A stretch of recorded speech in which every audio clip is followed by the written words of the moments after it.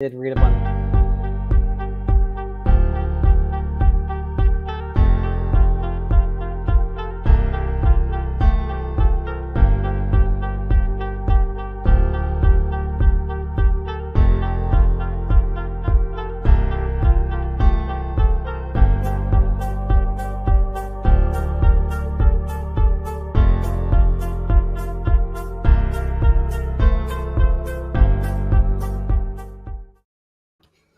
Hello, everyone, and welcome back to Here Be Dragons. I am your host, Steven Stark.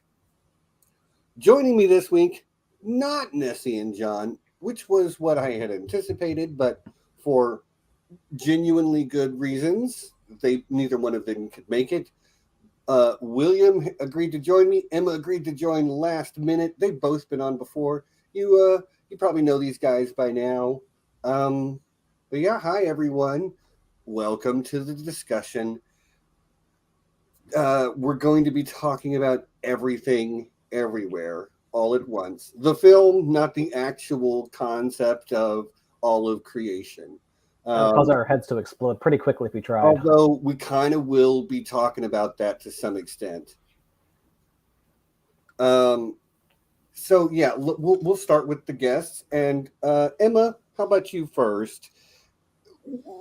What did you think? Like, just overall, and also, we're just going to go full spoilers. I'm going to assume most people have seen the movie, or you're not going to be here. If you haven't seen it, please just go watch it, then come back and watch this discussion. Mm-hmm. Yeah, I really enjoyed it. So it was Stephen's recommendation that I went to watch it at the cinema, like literally last night after we finished up our D&D game. That's why I had to run. It's because I was going to see this at the cinema. And I thoroughly enjoyed it. It really, like, part of what sold me on sort of Stephen's pitch for why I had to watch this was sort of the philosophy and sort of the hope behind the film. And yeah, I really loved it. Fell in love with all the characters, found so all of them so relatable and just wonderful, and just so many good things about sort of the just the absurd moments from time to time. Yeah, it was a genuine delight, and the best money I've spent at the cinema all year. Yeah, for me, it has very rapidly become one of my favorite movies of all times because it has this timeless heart to it, exploring the familial relations between the main characters, and then it's addressed and explored through these absolutely absurd, nihilistic, way out there science fiction story. Right. That still doesn't lose that connection to the characters themselves. Kartik Prabhu, I'm sorry if I butchered your name, sincerest apologies, but yeah, this is what Doctor Strange 2 wishes it could be. 100%. I kind of agree. So yeah, I saw this movie and I immediately went, this is one of my top 5 all-time films. And then I watched it again and I went, what's not perfect about this? I still haven't figured that out. I've several times said there are no perfect films. Doesn't exist. But like, wait a minute. This one just caught me. And I needed to talk about it really bad. All of my friends out there, thank you so much for enduring me bullying you all into watching this. But I hope most of you feel like it was worth it. I've only heard one person say they didn't like it. I will let that person out themselves if they want to. But I fell in love with this movie. And there's a lot of things you can talk about. A lot of things. And we will talk about them eventually, you know. But I need to start with the bagel and the googly eye. The two most ridiculous... Yeah, like the two most powerful symbols in this movie. I hope no one has a fear of circles when you're watching this movie. Right. Yeah. My apologies. My apologies if you have that particular phobia, but like this, the circle is, and the way it's used is one of the most powerful symbols this movie has. Well, let's start with the bagel. Yeah, because what's the line when you put everything on a bagel? Right. So So the universe can't why is take it a bagel? Why is it a bagel? Why is it a bagel? I think because a bagel is just an everyday common item that kind of builds on the absurdity of of that line of a bagel with everything on it, and it's explored in a movie about everything everywhere. That it just becomes this symbol that things that are not meant to be symbolized by a bagel and yet are perfectly encapsulated by it is used. Okay. Emma, do you have anything else to add to that? I also think the everything bagel has been like a bit of a meme for a while, and it just lends itself to also that absurdity of just the film itself, and how by playing into pop culture in that way, and sort of I don't know, I just really enjoyed that sort of side of it, of a sort of mild, it's not a fourth wall break, but a mild nod to sort of the inherent absurdity of moments of the film and of existence. I think all of that is accurate, but I think there's another level to it. So the shape of a bagel or a donut in geometry is called a get out of the way so toroid. you can see this bagel. And it is a three-dimensional shape. Our understanding of higher dimensions in physics is that the universe is probably shaped like a four-dimensional toroid. So if you want to take everything that exists in the universe, it should have that shape almost. Does that make sense? As in, it's a representation of everything everywhere. Okay. If the universe is shaped like a donut, or like a donut in higher dimensions, but like you can go at any point on the donut to another point on the donut, and because of its roundness, both circle this way and a circle in 3 dimensions, like every point touches every other point. You don't ever get to the edge. There's no edge of a bagel on it, at least not on its surface. So that shape is the shape of the universe as we understand it. Space-time is curved, blah, blah, blah, blah, blah. I'm not here to teach physics, but but like it's a powerful symbol for that reason. And then it also does, as you said, represent the sort of when you put everything there, and if you are a religious, such as like I am, you look at the sum total of everything in the universe, and it's a bagel with everything on it. And that can lead to that, that nihilism. Nothing matters. And it is the representation of that sort of existential pointlessness that you can feel when you think about these type of things. But then you have its counterpart, the Googly Eye, which even from the standpoint of coloration is opposite. It's not a black circle with a white hole in the middle. It's a white circle with a black dot in the middle. So visually, it's easy to see that it's the opposite. It is also the answer to that nihilism, is the embracing of absurdity, and it represents that. You think about putting googly eyes on a thing, yeah, it's ridiculous. But when you put googly eyes on something, our human brain gives it a living quality. Yeah, humanizes it. Right. I.e., we give it importance. So to me, the googly eye in this film really represents choosing to apply value to something, choosing that happiness and joy. And it's shown to us very early. She takes the googly eyes down, and she's sick of it. She goes upstairs to get the laundry for Big Nose Lady, Jenny Slate, who's awesome in this, by the way. Raymond's got googly eyes on that bag, but it's ticket number 42. Oh, nice. So, I missed that detail. Raymond's answer to life, the universe, and everything is to put Google eyes on it, find joy and happiness. Like I've spent too much time thinking about this movie, y'all. It's really worth it. my brain. There's so much you can keep pulling out of it on more rewatches.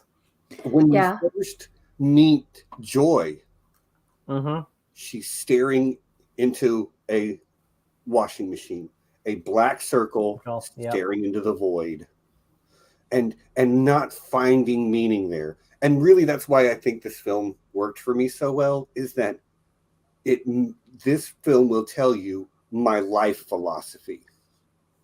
Okay. Hitting home for you then. It really did. Like, I cried, I laughed. Oh, yeah. I would not change one frame of this movie. And like, forget an Oscar. The editor of this movie needs a goddamn medal. I would agree with you on that. Also, just for how well they people in the chat. Hi, everyone. I loved this so hard. I'm not going to be able to shut up about it. But I've been kind of rambling on. I love it, love it, love it. The symbolism is so great. And I'm going to continue to touch on that, from opening your third eye with a googly eye. Like, and what that says about the change in her philosophy at that point. It's so good. Like, I feel like the two maybe most significant moments in the movie are just after we see the donut and Jobu Tupaki, explains that nothing matters. And then we get Evelyn doing kung fu moves and then opening her arms to her daughter with her third eye open, but looking at it through the absurdist lens, which is what it takes to combat that nihilistic feeling. God dang, this movie got me. Okay, somebody else talk for a minute. I need to. Yeah, I also really loved like all of the characters, like Deirdre for some reason. I really loved like Deirdre. Her character's name is Deirdre Beaudeirdre. Oh, really? Yeah. Oh, man. But yeah, I think as soon as you start seeing all of the alternate lives of all of the characters, I think to me that spoke a lot about how we also really struggle. Well, I mean, no one can ever know all of everyone's interior life. You can never know your alternate path. You can never know everything about the people that you're around. And so, like, learning to extend compassion and hope and kindness to one another was just very beautiful to me.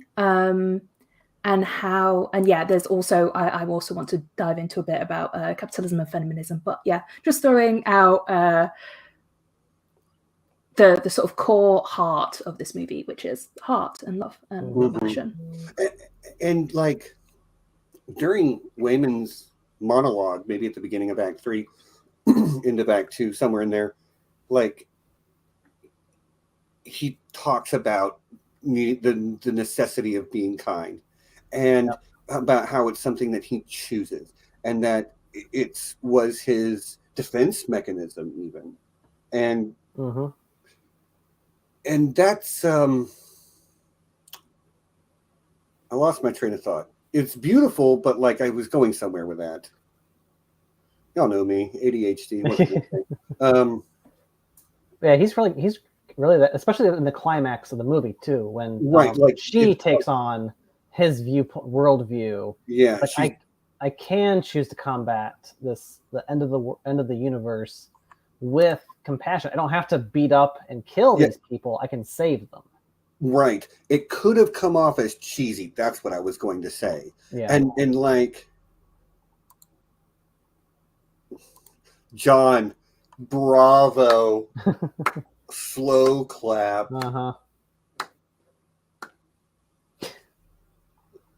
love you, buddy. I hope you feel better soon. Yeah, but like in a lot of other movies, that would have come off as like cheesy or heavy-handed or overly sappy, but like they just managed to walk that line, and it didn't come off as cheesy. Yeah, I think part of the reason it didn't too is because you've got so many absurd things, such as hot dogs for fingers, and atomic butt plug and right scenes. Like this movie has got to be brilliant, because I was feeling literally like three emotions simultaneously as Jamie Lee Curtis is crying in the corner and a foot comes up to wipe her tear away. And I'm like, but I felt emotionally sad for her character in that moment. And I felt joyful for the fact that someone was there for her. And I'm like, but it foot.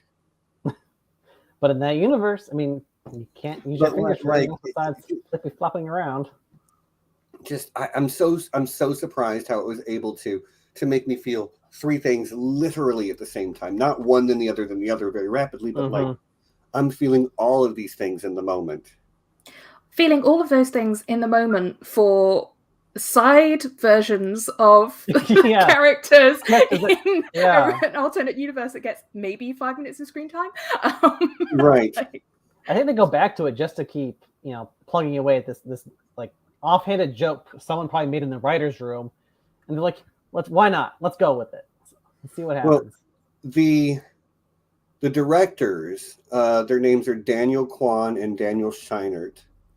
They go collectively by Daniels. Big surprise. They have said that they've said a couple of different things. I've been watching interviews. Again, this took over my brain for the last couple of weeks. But they've said, Daniel Kwan said when he was writing this movie, he had just gotten his diagnosis of adult ADHD. Okay. You can feel that in this movie. And I think that's purposeful. I can see that. And you can also, they've also said that the movie is supposed to feel like it should make sense to someone who grew up on the internet. Okay. I think it does that. All of these different things are always in your face in the internet, and you can watch cat videos and then conspiracy theory videos, and it's all there at the touch of your finger. And you can watch something funny, and then you can watch something sad, and then you can watch guys doing kung fu, which the two guys with butt plugs, they are internet famous kung fu guys. Okay. That's pretty cool. You can tell. I was watching them, and I was pretty impressed with what they were the. I thought the choreo was great. Mm-hmm. And the main actress too, like, is also very good martial artist, and definitely a good choice picking her and be able to do all these moves that she has to do throughout the movie. Yeah. Mm-hmm. Yeah, it's. Oh, sorry, Emma. Please go ahead. No, I was just wondering if we wanted to segue to a mild discussion of some feminism. Always a good idea. Go right ahead. If you're ready to lay it on us, go right ahead.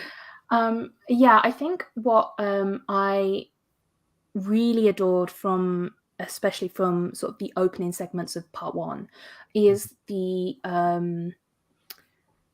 feeling of everything.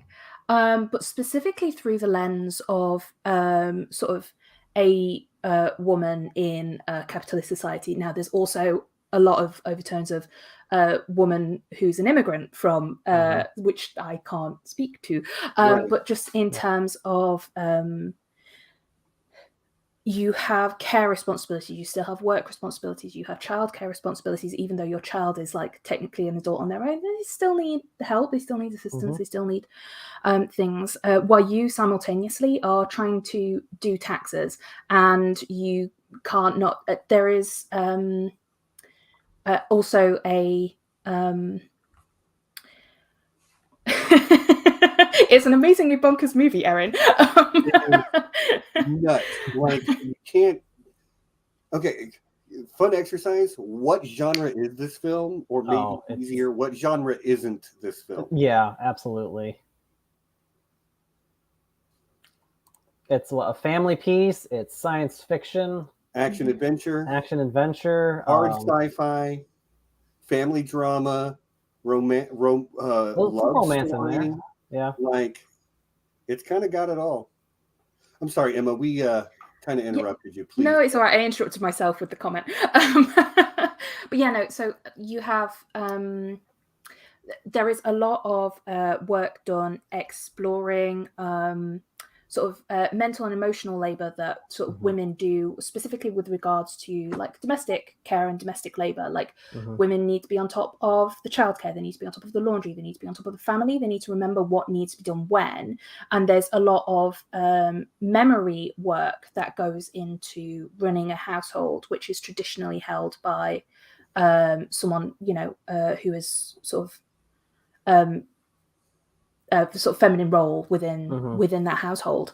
And so to see the opening where, she is trying to do everything herself, but also like she's ignoring the help that people are offering. Like Waymond is trying to help, trying to talk to her.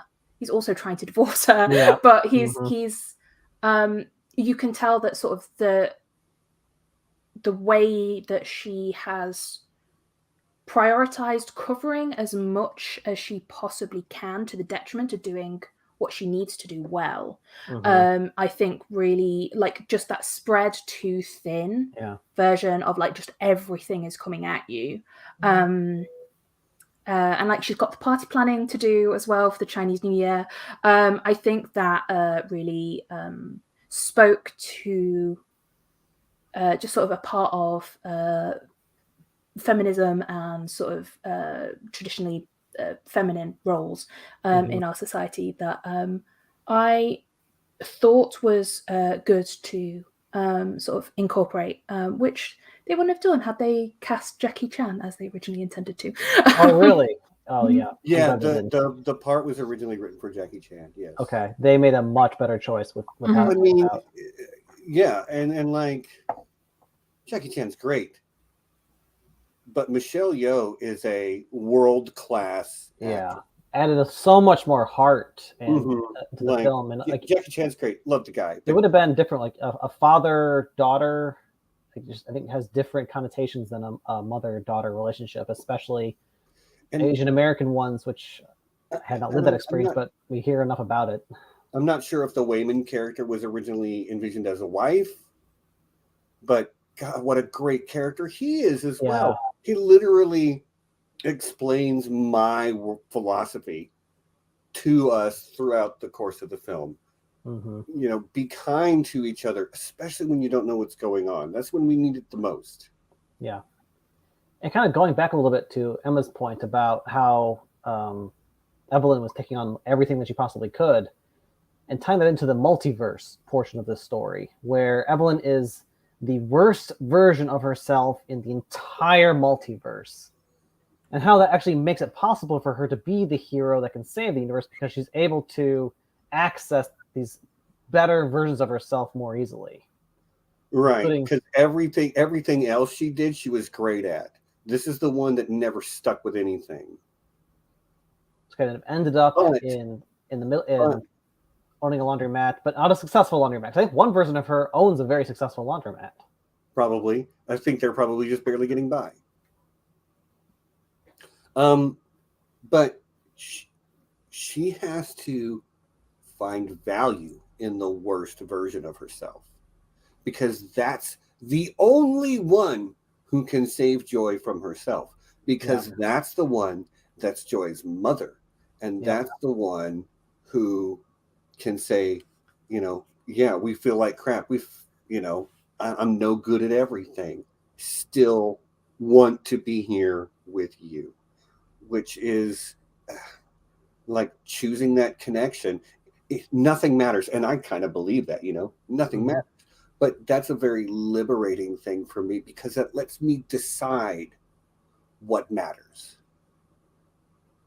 Exactly, and that kind of ties into the nihilism that we, especially like Gen Z and and millennials kind of experience in today's society. It's like we're stuck here in this loop of capitalism, climate change, and economic crises here and there, global pandemic, and like what's the point of even trying to succeed when bills are going up? Yeah, paying our taxes. Right, laundry and taxes. It is what it is. Which, thinking of capitalism and things and sort of a struggle to exist under that, there is a theory of economics which is being sort of proposed by more progressive economists called donut economics, which is recognizing that there is a minimum viable standard that we have to maintain to ensure that people have dignity in their lives, but also that the planet has limits. We have limits. And so it forms a donut. There is sort of this sustainable range of economic activity, which then potentially could be another Everything Bagel reference. I like it. Wouldn't be surprised because the bagel symbolizes everything. Right. It is everything. It is the sum total of our knowledge of existence. And it's a bagel. And you look at that and you go, okay, but why? No, there is no why. You don't. Yeah, that's not the question you're supposed to ask for this movie. Be in the bagel. You're asking the wrong question. Right. Like, there is no why. And that's a scary thing to embrace. But then when you slap googly eyes on it, it has a life. You laugh. You make somebody else laugh. You connect with another human being, and that feels good. And that's the best. Like, that's the best thing I can think of for existence. Like, try to find your happiness, which is what Waymond keeps saying. And he wants to spread that happiness because it makes him happy. And Evelyn doesn't need to put googly eyes on everything. She doesn't. What she needs to do is engage with the things that she cares about the most. And that is, in the end, for that version of Evelyn that we're kind of following through most of the movie, that's Joy. And by the end, it's Waymond as well. Yeah. And her father. Like, there's the generational trauma storyline going on, and God, this movie is so good, y'all. I know. Well, and her daughter and her daughter's girlfriend, you got that going on, and tying that into traditional Chinese views on homosexuality, while competing against more modern American views on it. Yeah, and I'm sorry, I was reading the chat. Yeah. Okay. Yeah, it is. I really love the sort of family sort of dynamics, the sort of intergenerational trauma storylines.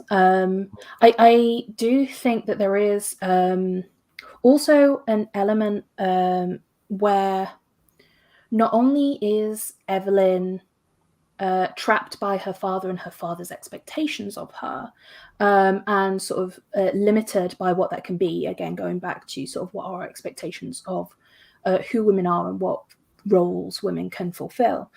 But also, she uses her father as an excuse to not find her joy as well, which I think is almost as important. Like, you see the way that at the start of the movie, speaking about Joy and Becky, how she steps in and is like, oh, this is Joy's good friend. Just gals being pals. That's just nothing to see here. And she's like, oh, no, it's because he's from a different time. But then throughout the movie, you see that she has a problem with her daughter being gay, because she'll be like, it's not Joy being gay, it's Jobu Topeki who's making her like this. And he's like, no, she's just gay, and you have a problem with that.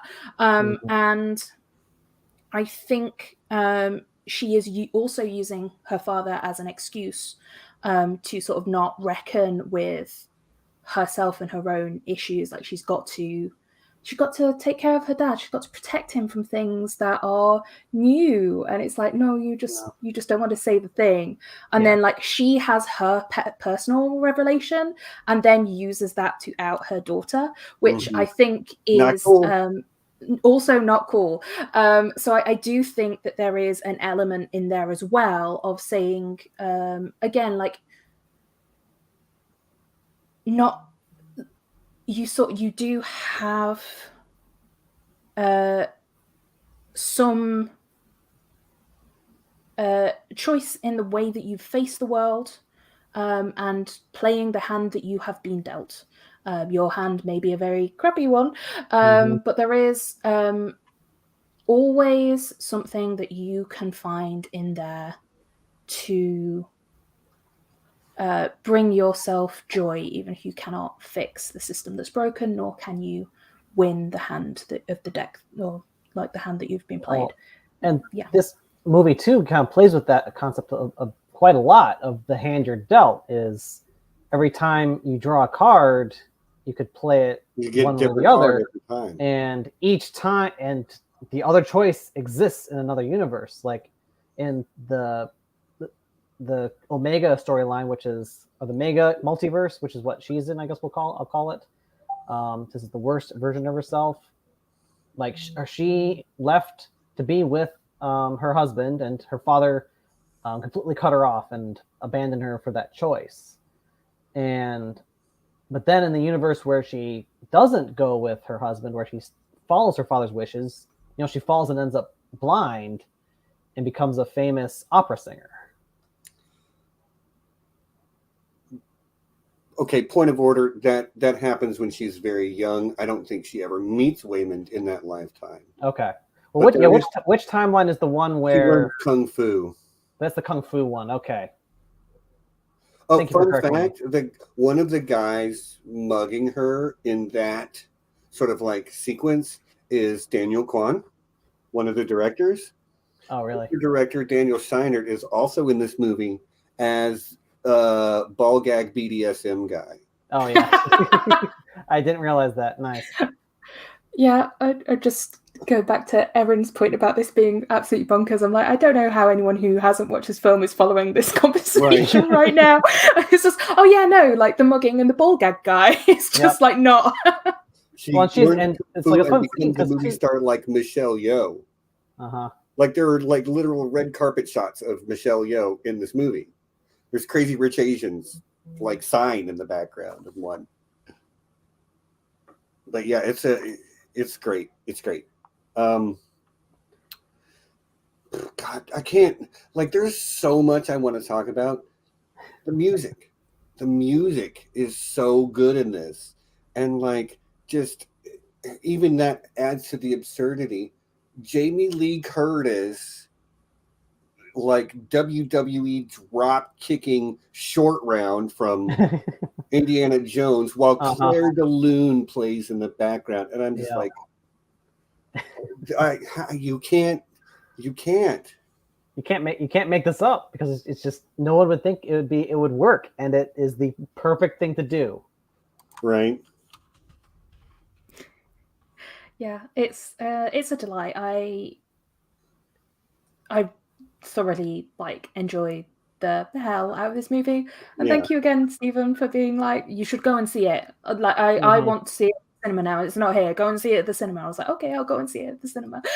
Yeah, like I just, again, like the editor. Let's just come back to this for a minute. Okay. It's called match cutting, where your subject doesn't really change, but maybe the environment does, or you switch between the environment in two different times, or in this case, two different universes. The match cutting in this of of her going between places and switching between universes, and the necessity to plan that all before you even start shooting. Yeah. And just how fast that one sequence goes when they're flipping through real quickly. And Multiverse of Madness did this too.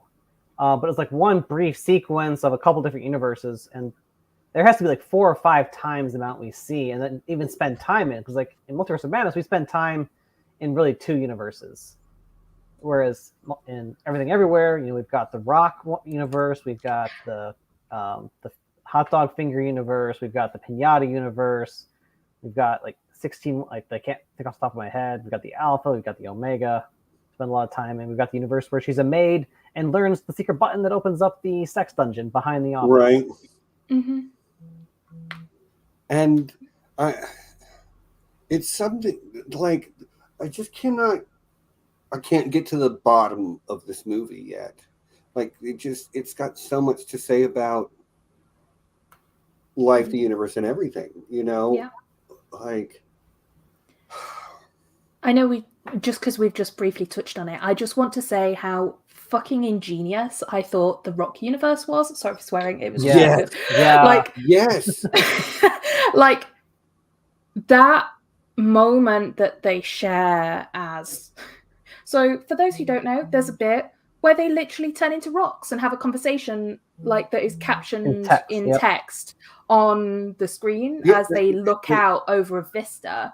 And I just love that scene so much. Sorry. Different camera angles, but no movement. Mm-hmm. No music. Literally, like you get a light breeze sound, and that's it. You get the connection with these characters that you've learned to love over the course of this movie, and it takes out it annihilates everything down to the core essence of these 2 people, because there's nothing else to think about or do. You're just sitting there as a rock, and it really is like delivering some of the core themes. Like the more we learn about the nature of the universe, the more insignificant we can feel. Like the more you put on the bagel, and yet we don't find that thing that says why is bagel. We don't have that. Bagel is, that's what we have. Yep. Should accept it. I also think it's kind of beautiful that is their first true moment of connection in this film, and it's when there is nothing. In absolute contrast to the start of this film, where they were so disconnected because there was everything everywhere all at once, and then their only moment of connection is in the Rock, or like their first like true moment of like understanding each other, understanding where one another are coming from, where Evelyn truly understands like the depth of Joy's nihilism, depression, like that moment coming when there is nothing is, I think, such a beautiful and important contrast about how, again, just emphasizing that point that they're beating on in so many different ways in this film, which is that life is such a distraction from everything that matters in the way that life is currently constructed. And I loved that moment, like mother-daughter connections, like they're always like, that. But yeah, I love that bit. Love that. Yeah, bit my so mom's in the chat. Hi, Mom. Love you. Hi, Mama Betsy. She watched this. We talked about it. We both really liked it.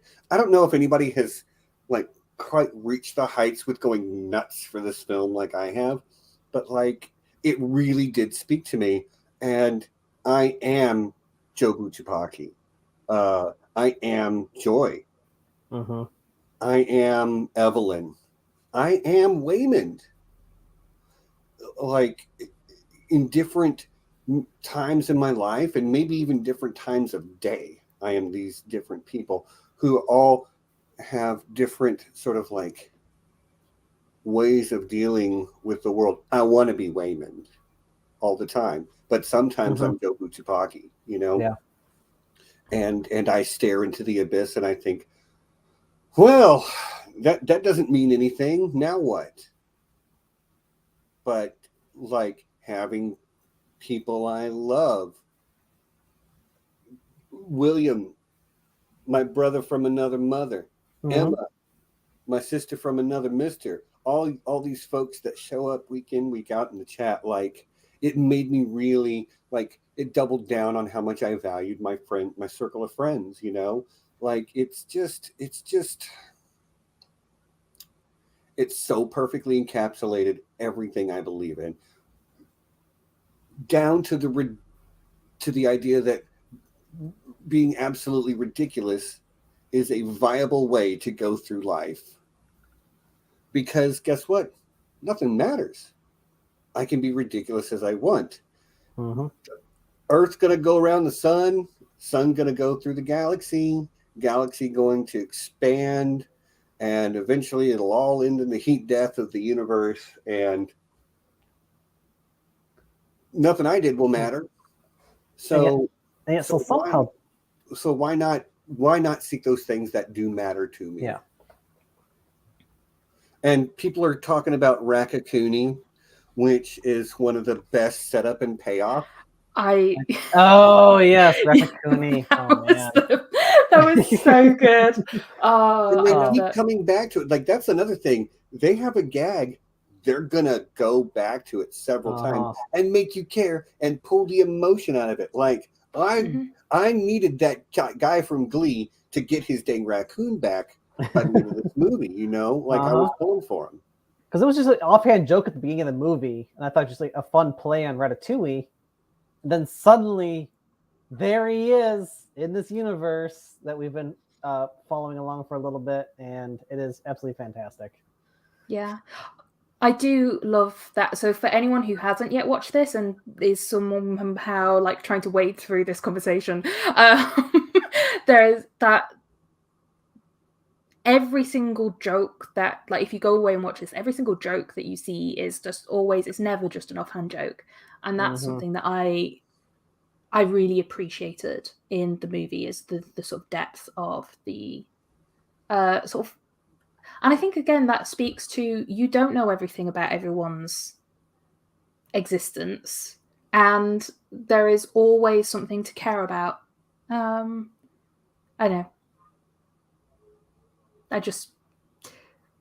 The way that they can draw out those emotions from an offhand joke about Hot Dog Finger World or Ratatouille, but with a raccoon, is just delightful. Yeah. But like, again, they make you care. Hot dog fingers. By the end of that, I'm super happy that she and Deirdre got together. They worked out their differences. Right. Mm-hmm. Wiped away tears with their feet and doing things with their feet. And then, but also just tying that into the main universe of being able to have really powerful feet. Yeah, but that but like that is further part of the message, is that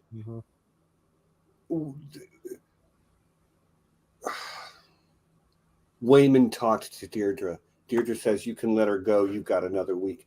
Raymond chose kindness, chose human connection. You're not unlovable is one of the most powerful deliveries in the whole movie. I'm getting goosebumps right now thinking about it.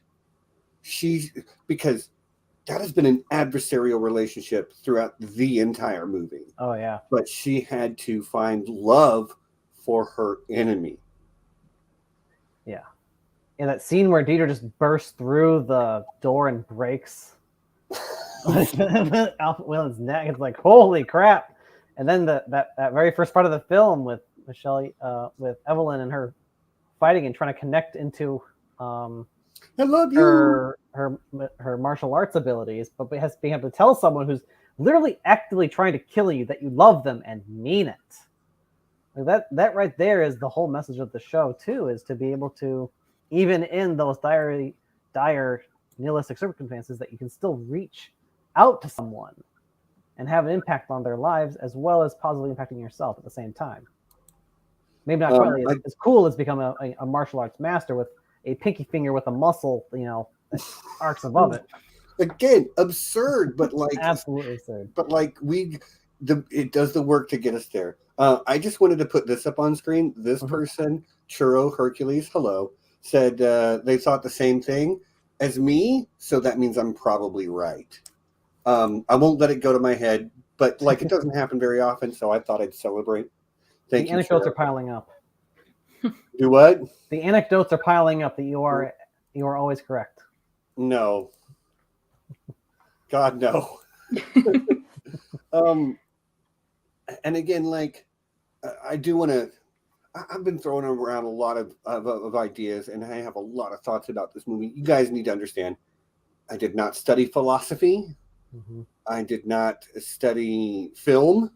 My background is in engineering, but you know, just this happened to just really touch a nerve with me about, and it really comes down. Yes, I have seen The Bagel, Kartik. I have seen The Bagel. I've been seeing The Bagel for a long time in my life. But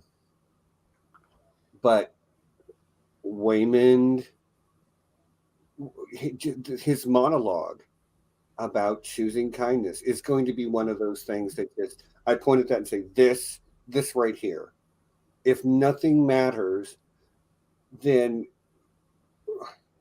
there's a TV show called Angel. It's a spinoff of Buffy the Vampire Slayer. And there's an episode where some character comes up with, you know, near the end of the episode, they share the thought, nothing we do matters. You know, you can't defeat evil is the problem they're facing in that moment. But the answer to that is, if nothing we do matters, then all that matters is what we do. Mm-hmm. That's the way to phrase it. So this idea that we are assigning value, and that Waymond assigns value to what he cares about and what he cares about is human connection with his daughter, with his daughter's girlfriend, with his wife, with his wife's father, with his IRS agent, with everyone he comes into contact with. He, to the point of feeling like when things go badly, he feels like it's his fault. Yeah.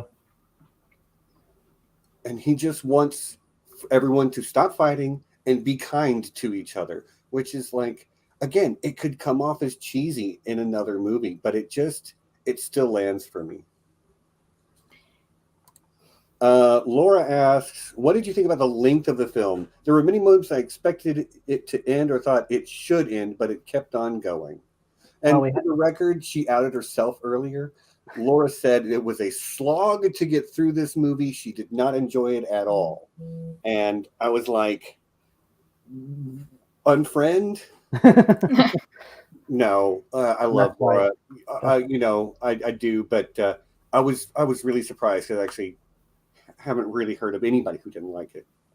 So I do want to pick Laura's brain about that. Just what she did or didn't see. Maybe she saw something that we didn't see. But speaking to the length too, we have the fake out ending. But that's like only an hour into the movie. I know, like this can't be the end. Like, okay, the main character's dead, and we've cut to black, and it says the end, and it's film within a film. Still there. Yep, and and it cuts to the other universe. Yeah, the giveaway is that the executive producer isn't Michelle Yeoh, it's Evelyn Kwan. Oh, nice. Good catch. Yeah. I also like, because at that point as well in the movie, it is like, well, that was kind of pointless, which kind of like fits with the whole nihilism of like the setup for understanding the nihilism of the movie. In terms of length, like I thought it was like a good length. I enjoyed the movie, so you know that's bound to make me think that it was the right length because I like the movie. Because if I didn't like the movie, it would be a slog. Yeah, it was like it had this 3-act structure, but they were like almost self-contained acts. There was everything, there was everywhere, and then there was all at once. So each of these narratives had like a beginning and an end that then also tied into a complete, almost like trilogy within a film. That's probably, I think, maybe why it felt like it should have ended at times, but just kept on going because they weren't done with the story. I like your take on this, Kartik. The movie's actually only an hour long, but with an hour-long post-credit scene. Yeah, there you go. I like it. God, there was there's so much I can't even keep straight everything I want to talk about. I really should have made more notes for this. How about Jobu Tupaki and her entrance scene? We're talking about the length of the movie. Okay. I can understand why someone would feel that way. When I make a complaint about a thing I don't like about a movie that other people like, generally speaking, for me, it comes down to editing, the way the movie is edited, and it's either they linger too long or they cut the emotional things too short. Like, that's the thing that can kind of jar me out. And I don't think there is one frame out of place in this movie. I wouldn't want to add anything to it. I wouldn't want to take anything away from it. I think even the times like when you're two rocks and it's just a shot of the rocks and it's quiet and there's not even any text on the screen, like that comes in a moment after Evelyn has just had her longest flashing experience through all the different multiverses, and there's like 15 seconds of all these different universe splashing, and then she turns into a rock and it's quiet and it's still, and we get a chance to breathe. Yeah. And she gets a chance to connect with her daughter in the simplest terms and to understand what's hurting her and why she is so unhappy. Because, I mean, I want to talk about, I don't want to trigger anyone, so trigger warning. I think we're going to talk about the fact that Joy was contemplating self-harming. And if you don't want to be a party to that conversation, I understand.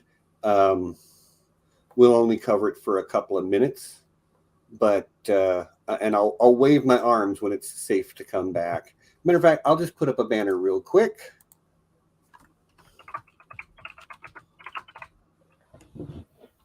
And once I learn how to spell correctly,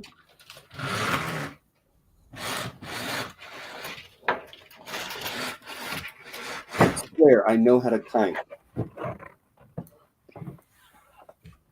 If you both are comfortable with covering this subject for a moment. Sure. Okay. There we go.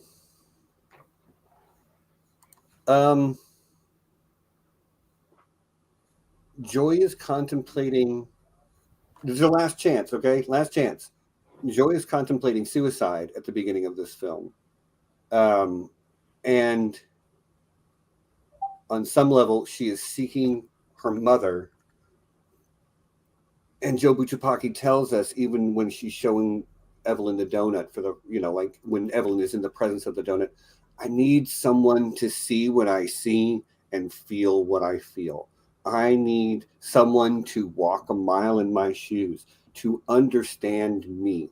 And that is an incredibly human thing. And her feeling like she doesn't have that makes her very lonely. It's very alienating. Yes, she has her girlfriend, but like she wants her mother. That's very clear. She's set up as a villain, but she's not a villain. There is no villain in this movie. The villain is the bagel, actually. Is that feeling of uselessness that comes from, and she's feeling that very hard. You can tell she is deeply unhappy. And I think the implication is at the end of the film, if she leaves, she's never coming back. It hurts us both. Please just let me go. And I think she did the right thing saying, I will let you go, but you're going to hear this one last thing I have to say. And that thing was, maybe there is something that explains why you still looked for me and I still want to be here with you, even though I could go pretend to be movie star Evelyn or Pinky Kung Fu Evelyn or Sign Spinner Evelyn or Singer Evelyn. Like, we have established that her mind could do that, but she chooses joy, which is, kind of a not so subtle, she chooses joy, but she chooses Waymond as well. Like finding value in the things around her that she does love. God, it's just beautiful. It's just beautiful. Yeah. John says he won't mince words here. From an editing standpoint, there's not a single wrong step taken in this film. It's exactly as long as it needs to be. John, professional editor, just so you know, he agrees with me. Like, I don't know. He's much more into the cinema aspect of things than I am, but I watched this and went, like, I know high quality work when I see it. They took their time. They planned everything out. They shot everything. And all the jokes run straight through the movie. There's not a single dropped message or dropped beat. Yeah, even like, you see these, you don't get one of these unless you've seen a lot of bullshit. We all went, that's a butt plug. And it came back around. It did. Importantly. There's not a person that saw that movie that didn't go, that's a butt plug on your desk. Tell me I'm wrong. Go ahead. Yeah. But yeah, just before we get rid of the banner, I just wanted to like touch more on sort of joy and sort of mental health and things like that. That nihilism, the sort of emptiness, like the way that this bagel is basically like a black hole that also consumes, is sort of a lot of the way that people that I know and myself conceive of sort of our struggles with mental illness, because it is that kind of all-consuming like darkness that it feels like there is no getting away from, just sort of ever present all the time.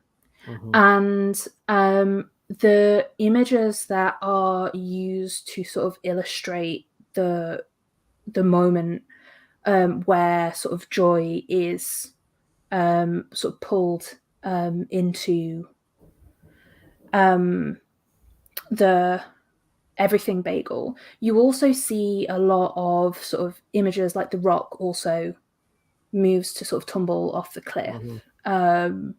Joy goes to sort of drive away from her family and things. But I also think the choice that, like, as you were saying, like Evelyn's decision to be like, you know, you're your own person, you can do your own thing, and if that is a choice that can be made, but I really don't want you to. Like that would make me sad. And I think that there is, you know, the chance for joy in your life. You have things, there are people, like, I want to be here for you. Is, I think, like, joy is looking for someone to walk in her shoes, to tell her that she is not broke. Like, that's what they talk about, like, her mind is shattered, she is broken. And she wants someone to say no or see something that she doesn't see. And in doing that, she sometimes causes harm. Like, she does sort of shatter Evelyn's mind as well, in order, like, the desperation to find something, to find someone, to feel something. And then also, like, reject, like, she, like, Joy also wants to sort of end, like, any kind of form of contact with her mom as well, in the sort of not quite the same Omega universe. I just think that depiction feels so viscerally real to me, while also not being lingering or grotesque or sort of like viewing those kinds of thoughts and feelings that, you know, have been like a pretty huge part of my life for every part of my life that I can remember. My first memory is from when I was 13. I can count on one hand the number of years that I have not fit a clinical diagnosis of depression. So this felt sort of viscerally real to me. And yeah, it was just very powerful, and I thought a very good way of sort of describing sort of the overwhelming nature that is or can be depression, mental illness, and suicidality, especially. And the fact that, like, her mom sort of just follows, doesn't force her into anything, doesn't force her to talk, but just follows to be there when Joy wants, and is ready to accept the love that is being offered, I think is just a very powerful and important aspect of mental health and caring for people with mental health in your community that just goes under-acknowledged, in my opinion. I'm off my soapbox now. Okay. Very well said. Very well said. Bravo. Yes. I'm going to take down the trigger warning. And we've been going for an hour, so literally just ticked over an hour. So I've got an hour long of post credits, right? Right. Well, we're going to do the credits, and then we're going to have an hour of post credits. Correct. So yeah, this is the mid roll. Please like, subscribe, please. We tend to talk mostly about nerdy stuff here week to week. Every Sunday we do a live stream on a different topic. I've seen a couple of new people in the chat today, which I'm very happy with. Hello, welcome. But yeah, if you just please subscribe, it would mean a lot. And I have no idea what we're talking about next week. Things are kind of up in the air right now, just with the regular co-host, sort of like life be like that sometimes. But I'm sure we'll be back next week and we'll have something to talk about. I just don't know what it is yet. I'm looking forward to House of the Dragon. Can you hear my dog? Yeah. Yep. It sounds adorable. I'm gonna go. I love you, sweetie, but shut up, please.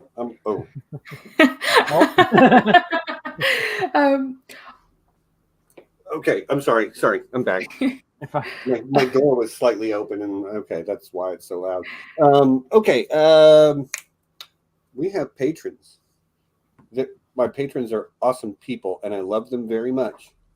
Our Patreon High Council consists of our alpha patron, Ridiculous Ed Tollett, who was in the chat earlier but said he hadn't seen the film, so he bowed out. But, thanks, buddy. We love you. I hope you watch this after you get to watch the movie, because it's a great conversation so far, if I do say so myself. Our other High Counselor, Patreon High Counselor, is Lord John Bronsteen, the Wise. And they are, of course, supported by the nobility of the realm, including the Cloaked One of the Underworld, Ryan Stavka, the Russian Quartermaster, Reflective Rambling, Arch-Maester Emma, that one right there, actually, Kate, Mistress of the House of Books, Jared Kozal, Doctor of Dragons, Lady Maura Lee of Starfall, and Lady Rita, the Unbound. And just because you're also a patron, William, but you're one of my landed knights, Sir William the Tindalos Traveler. So thanks both, and also thank you both for joining me for this conversation. It's been fantastic. I'm enjoying it. Yeah, if you want to be a patron, there's a link down in the description. All you really get is like shout outs during the video. We don't make any exclusive content. Like when you guys support, it's just to keep the lights on, basically, and I thank you very much for it. What else? Oh, we have a Slack group. If you want to join our Slack, it's basically like our Discord server. It's like Discord, but not Discord. If you would like to join our Slack group, just send me an email at we3dragons@gmail.com. Most of the lovely people that you like, the people you see on screen, most of the people you see in the chat are regulars. We have a really good time. This is not a YouTube channel. This is a front for a recruitment drive for a community of nerds. Tell me I'm wrong. Big nerds. No, it happened that way. So if you want to be our friend, just send me an email to we3dragons@gmail.com. I'll let you in the Slack. Only one rule: don't be an asshole. Other than that, you're welcome to join us. I can't think of much else I'm going to say. Again, we haven't planned ahead. We used to plan ahead very well. Just have not done very well planning ahead the last few weeks. But when one is experiencing an existential crisis, you just kind of roll with the punches, right? Mm-hmm. This film came at the right time for me, too. I only watched it about 2.5 weeks ago, And I am I'm getting close to 50.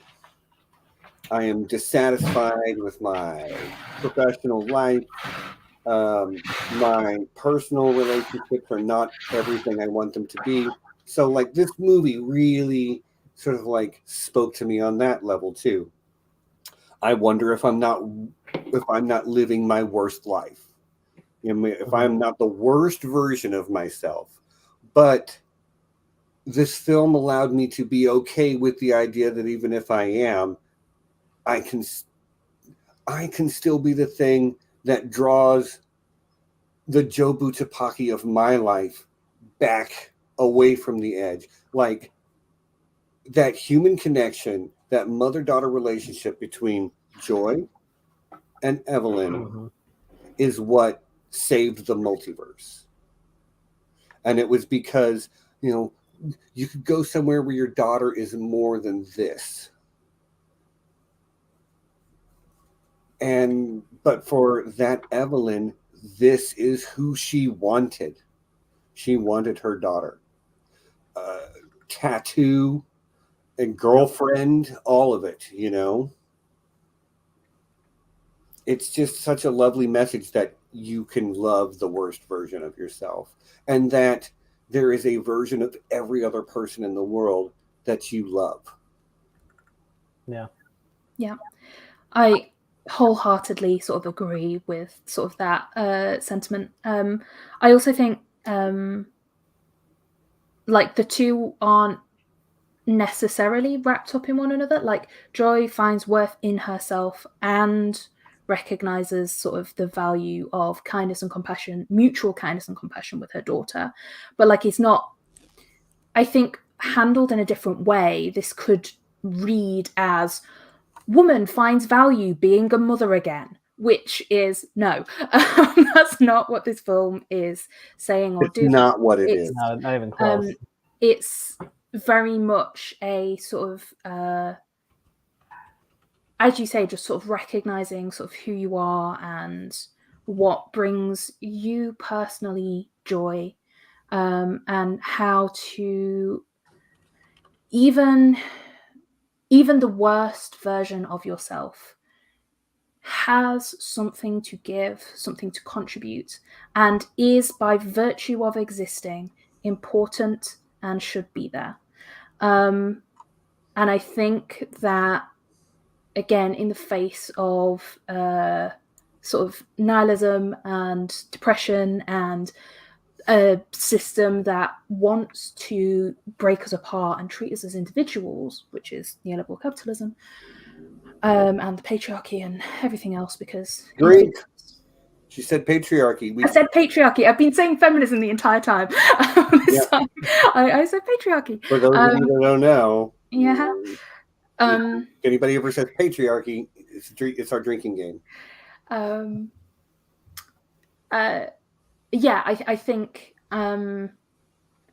it is important to me that the messaging was not she finds value because she's a mom. The messaging is and was, you are important. Full stop, end of story. And you can bring joy to others. Like that is, you can find joy and you can bring joy. So but ultimately, like, you are important by virtue of being important. Yes. Anyway, Cassie, I agree with you that it didn't go. This is the best version, or this is better. But like, they're like finding happiness where you are. And again, like you could say it's a family drama where love conquers all. Like, yeah, okay, it is, but that is so incredibly reductive that you're missing the larger theme. It's not that love conquered all, it's that choosing connection with people saved them. Yeah. Saved them from despair. Yeah. And also the fact that Evelyn chose that connection knowing that her daughter didn't want it. Knowing like, hey, I am going to reach out to you and offer this connection. You have literally just told me you do not want it, but I am going to offer it to you anyway, because our brains can deceive ourselves, our brains can trick us. I want you to know this connection is available to you. It's your choice to take me up on that offer, but I have made the choice to extend that connection to you, and you can make the choice to be connected with me as well. And yeah, I really like that bit. There's a lot to love with this movie. Like, we've talked for well over an hour about it now, and we've barely touched on like it's also one of the funniest things I've ever seen. And Emma, you have a fan. You have a fan. Yeah. You should watch the movie with Laura and help bring her around. Yeah, just do a watch party, and I will make Laura enjoy it. Well, like, I wish she did, because, like, it's so meaningful to me, and I can see where it's too hectic. I can't follow. It gave me a headache. Like, I can understand it. I can. But it fit my sensibilities so flawlessly. It's got to be one of the greatest movies I've ever seen. One of my favorite movies of all time. There's some recency bias there, I'm sure. But like, I do not recall a feeling like this coming away from a film and going, I just saw art. It was an experience. Like, the whole thing, beginning to end. You didn't watch it. It happened like to you. It happens to me. Right. But yeah, like, no hate for anybody who didn't see the same thing I did, but I'm really glad that at least on some level a lot of you did, because it makes me feel understood. Like, if you can understand this movie, I think you can understand me in a lot of ways, especially when I say I try to be Waymond, but sometimes I'm Jobu Tupaki. Yeah. And not Joy, Jobu Tupaki, you know what I mean? Like, chaos incarnate, almost. Well, and just like a little bit too nihilistic. A little bit, that depression is a thing. I have an anxiety disorder, and that spirals off into all kinds of other problems over time.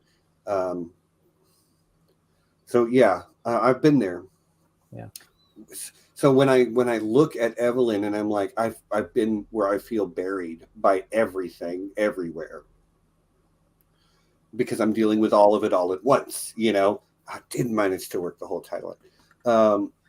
Sometimes I have been Joy, staring into the abyss and not knowing. Sometimes I've been Jobu Tupaki, having stared into the abyss and looked back and said, none of this has any value. Which is, when she says nothing matters, that's what she's really saying. There is no value to any of this. But the mindset to come past it is, great, I get to assign value to things.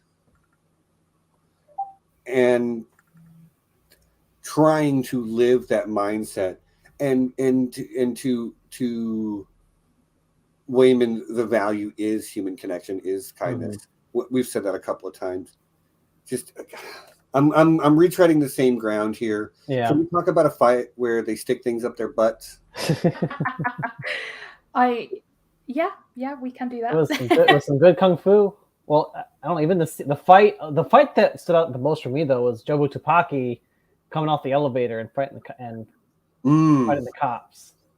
When just the everything being everything, walking down a hallway, got one of my favorite, beating a guy with double beating a guy with dildos in each hand. Yeah, double dildoing a man to death. Yeah. That was great. And then like the superhero kung fu pose with the big floppy. Usually super dramatic, and he's holding dildos. Well, it's got one of my favorite deliveries in the movie too. Joy, why do you look so stupid? I'm just like, I died when she said that. Oh my god. Because she looks like a clown, then she looks like No, she looked like Elvis. Elvis. Okay, she was dressed as Elvis with like purple hair and a micro pig. Uh-huh.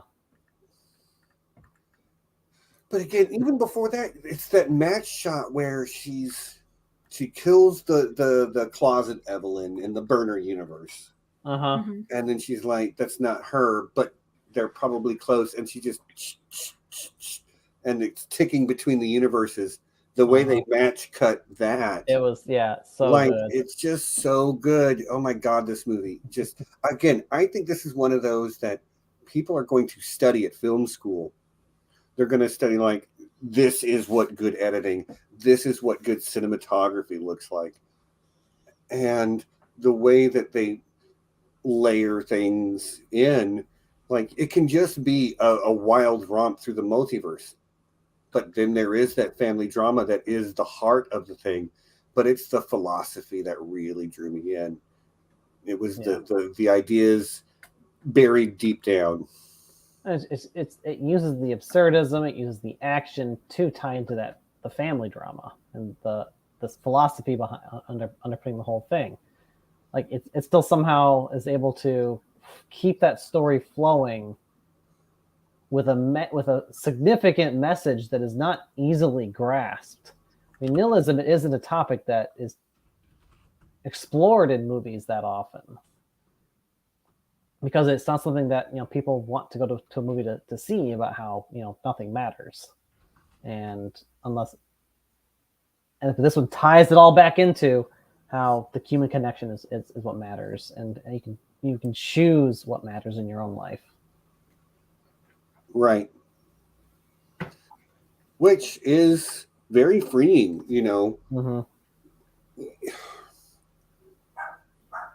Oh God, the dog is barking again. I really do need to like shift my brain a little bit. I've been talking about the same thing for too long now. Well, let's see. Go back to the reflective ramblings question a little bit ago about all the hype that she found around the movie and didn't quite enjoy it because of it. I actually went to this movie. I'd heard good things, but I had no idea even what it was about other than multiverse. That was the only thing I knew about the movie going into it. So I was very pleasantly surprised when I was presented with the action, the story, the characters, and everything that went with it. Yeah, I saw a trailer for this some time ago, and I was like, and I don't really remember the trailer, but I went, oh, Michelle Yeoh, really like her. Mm-hmm. And then I promptly forgot about it. And then it popped up somewhere probably in a recommended thing on YouTube. And I'm like, oh, yeah, okay. And then I saw somebody say, oh, no, this is like genuinely great movie. Several people had said that, so I decided to watch it. And that was, like I say, about 2 weeks ago. And man. It was all over my Twitter feed as a really good movie from... I've got, thanks to Stephen, got really into D&D recently, so I started following a bunch of tabletop role players on Twitter, and they were all mentioning it, no spoilers or anything. And then I was like, oh, I'll definitely go and see that. And then ADHD, probably forgot. Yep. And then Stephen happened to mention it, and I just Googled. It was just like, we'll just... while it's in my brain, we'll Google it. And it was the last showing in my town. And I was like, okay, that's a sign for me to do something. Kismet, right? Yeah. Thank you, Wheezy. We love you. Official timekeeper of Here Be Dragons. She will always let you know when it's 4:20 somewhere. But yeah. The conversation is not on Marvel comics and movies.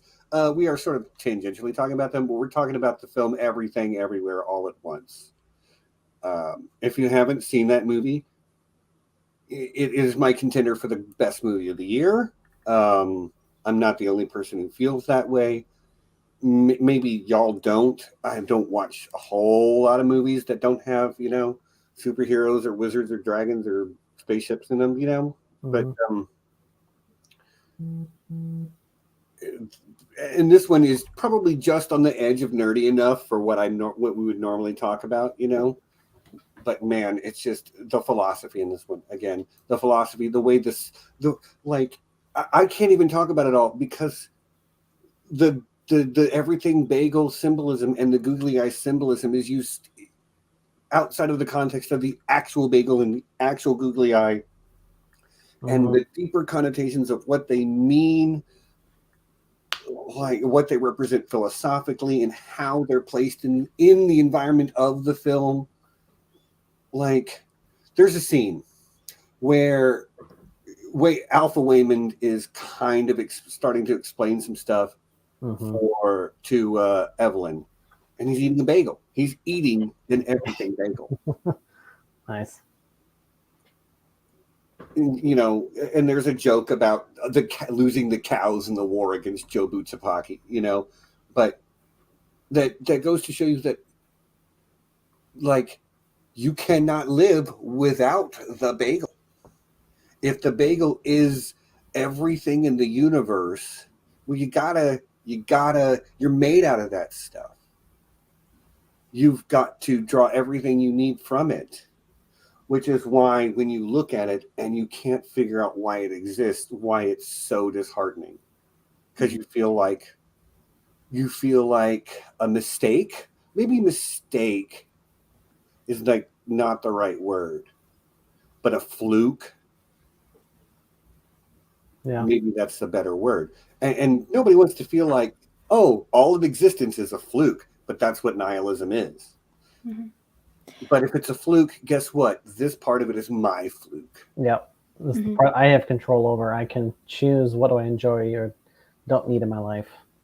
Chart my own course. I've just had a thought briefly when you mentioned Alpha Waymond sort of explaining a little bit about the Alpha world history. Let me put my words in order and make them come out of my mouth. The fact that they spent all of their effort fighting Joe Butsapeki and fighting nihilism, and that is a failure. It always was a failure. Every world they've gone to is a failure. You cannot fight nihilism. The only way to defeat it is by fighting with love, as Evelyn does at the end. Yeah. I really... that's a thought that I hadn't had until you just mentioned that, and that's me like. Yeah, I agree with that. Yeah, see, Emma, like I told you, I need to have something smart to say. So I was like, "Yeah, come on, please get in here." And when I have when people come on my podcast and they say smart things, I look smart by association. So, thank you for that. Appreciate you, both of you. I look smarter because I was smart enough to have you both as guests.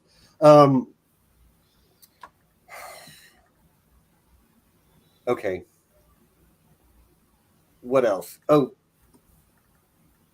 so Kikui Kwan, who plays Waymond, is an actor who had great success as a child. He is in Indiana Jones and the Temple of Doom. He is in Goonies. Yep. And he did a little bit of work in television. And he stopped acting because he was very dissatisfied with the roles that were available to him as an Asian actor. Yep.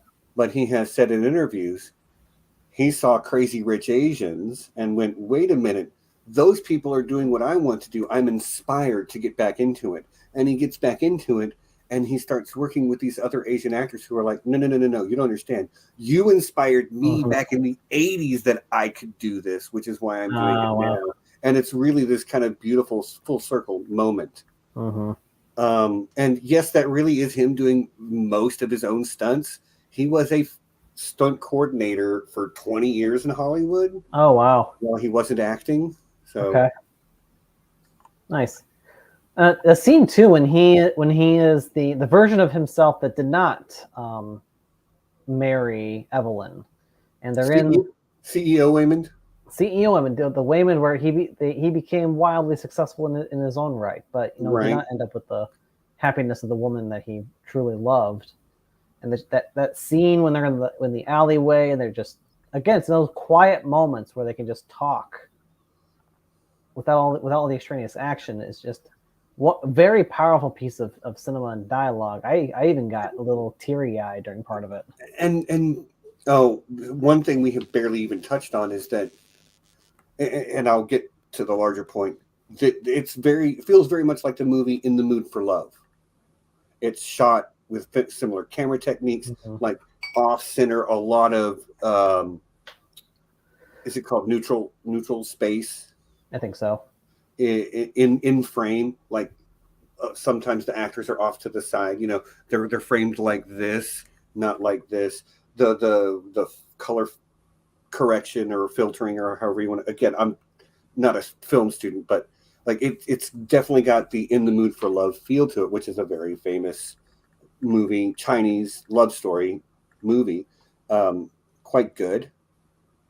This movie expects that its audience has seen film, understands the vocabulary and language of film, and it uses it to maximum advantage to set up expectations and then subvert those expectations. Like there is a nod to 2001: A Space Odyssey, which is hugely hilarious. You know, hot dog finger ape, regular finger ape to death. Yep. Like that little origin story for the hot dog finger universe was unnecessary and yet completely necessary. But like I'm glad we went there. Exactly. John says the homage to Wong Kar-wai in that universe was so exciting for him. Is that the guy that did In the Mood for Love? It might be. I don't know. Oh, hi K2. Just hi. Glad you're here.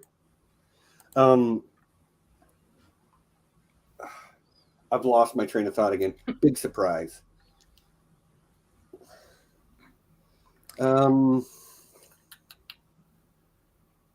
But okay, yeah, I remember what I was saying. It expects you to have seen a lot of film, and then uses that to establish its expectation, and then break its expectations. One of my favorite shots in the whole film is this. Still, the camera doesn't move. It's just this framed up shot on the hallway, and it's the top half of James Hong's head going across the bottom of the screen. And it's like, oh yeah, yep. And like you have to do that on purpose. No serious filmmaker frames, like he should have been completely in frame because he is the only subject. It's not like there's other people and him in that shot, but just the absurdity of having James Hong there and showing half of his head roll across the bottom of the screen. Like it's absurd. This whole movie is absurd, but it has to be to convey what it's trying to say, without coming off as cheesy or patronizing or any other negative way of expressing something. Yeah. So I also love that, like, there's this idea that you can become anything if you'll just get out of your comfort zone and do something a little bit different. Like it's obviously taken to the extreme with don't eat chapstick or gum off the bottom of a desk or anything, but like do something unexpected and see if you don't find a better version of yourself. And that's a really good, I think that's a really good, like not theme, but like just a good idea to take away from this film is to try things, do something different. It's not a perfect analogy. A lot of the stuff they do is like, don't go give yourself a paper cut between each finger. Oh my gosh. For a better version of yourself. But like, don't soar over a table to have the butt plug award up your right. butt. Yeah. I mean, unless that's what you're into. Unless that's what you're into, but like, man. Yeah. But yeah, a good continuous gag, like especially when in those scenes where you have like 8 people trying to connect with the version of themselves that they need to. Yeah. And like one guy is humping a lamp, one guy's licking the wall, Xeroxing his butt. I love that is such a like subversion of the normal sci-fi trope of, you know, here's the order, like get ready for the versal jump, and normally everyone just like does like one thing. It's just like you've got chaos. It's just a lot of Matrix influences in this movie. A lot, which is not surprising because it is dealing with some similar themes about the nature of existence and, you know, that type of thing. And there is like the I know Kung Fu moment in both of these movies. But Neo doesn't have a googly third eye. He doesn't have pinkies, you know, pinky muscles. Yeah, I got you. That would be a fun job. I agree. The do weird thing to verse jump mechanic was great. It was a lot of fun just because it let them exercise their creativity and it let the movie be absurd, which it needs to be because it is about absurdism. And it's okay. The heart of this movie is the family drama that's happening, but the brain of this movie is nihilism versus existentialism. And like, I love it. I love it so much for that it was able to tell both of those stories cohesively, concurrently. Through absurdism. Yeah. Yes. I also love it as like a commentary on the sort of overly explained, circuitous, like sci-fi explanations for things. And they're like, no, you just need to do weird shit. It's like, no, you just do the weird thing. They have like one throwaway line. It's like, no, everything is random. So you have to do a random thing in order to be able to align with a random universe. It's like, okay. It was... And can we just talk about the fanny pack fight scene? Yes. That was brilliant. That was beautiful. The camera work and it was beautiful. He beats the crap out of him for a while, leans up against the wall. He's kind of got that Bruce Lee thing going, where he's practically daring him. Just the cold handful of rocks into the... And I'm just like, y'all done messed up, man. Y'all done messed up. Don't mess with this guy. And hats off to the stunt crew. The last dude that he takes out with the clip up the nose and that fall that guy takes is incredible. That is a very dangerous type of fall called a scorpion, because his legs are actually kicking back over his back. It looks painful as hell. And it made Short Round look pretty badass. Yep.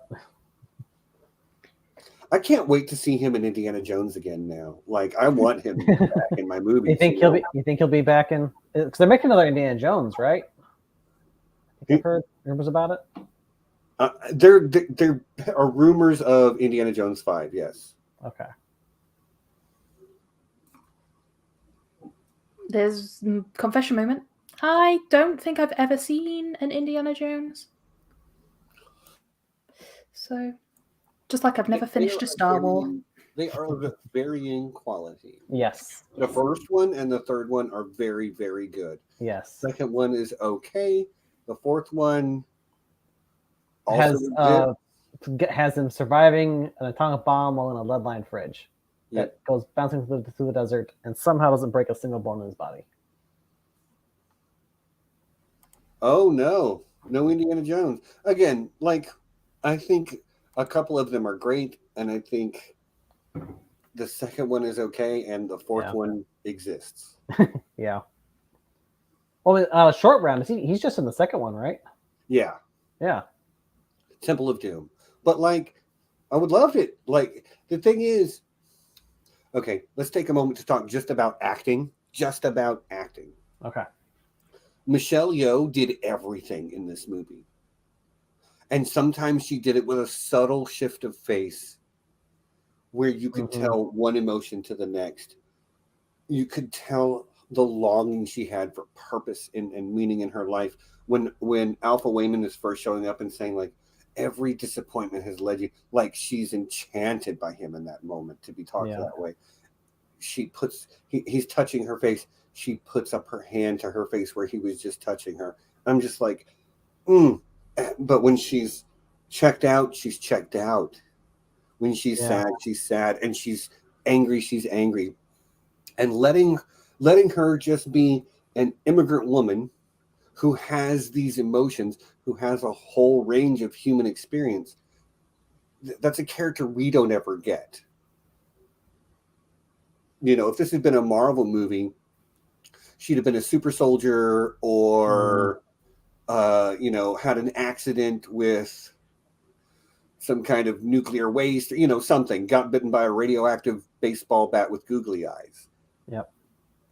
But she's not that. She's a aging immigrant woman who runs a laundromat and has to find the value within herself in being that person. It's lovely. It's lovely. But Michelle Yeoh has to play every emotion possible throughout the course of this movie. I mean, just because she plays so many different versions of herself, experiencing so many different things, she has to wear big hot dog figure gloves and have romantic scenes with Jamie Lee Curtis. Like, and commit and not wink at the camera and to play that character like that is the most important thing in their life at that moment. Because we were enjoying the absurdism, but they had to act it and embrace it in order to be able to convey all the emotions. For it not to be cheesy. Yes, they had to commit 100% to each of those ridiculous occurrences and scenes. And the whole cast had to do it too, to a large extent, because there's just so much going on in the background. Yeah, John raises a good point. He says, if it was a Marvel movie, it would have been about the multiverse, but this was about a family. And you're right. Exactly. I think you've nailed it, John.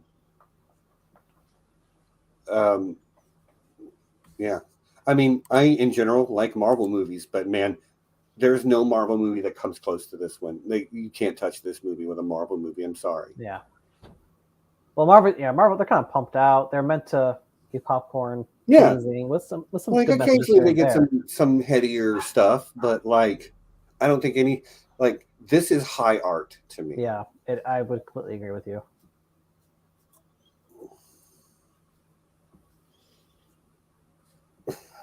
If it was a Marvel movie, it would have been about Balthazar Boltahor. I don't know who that is, but like, good name.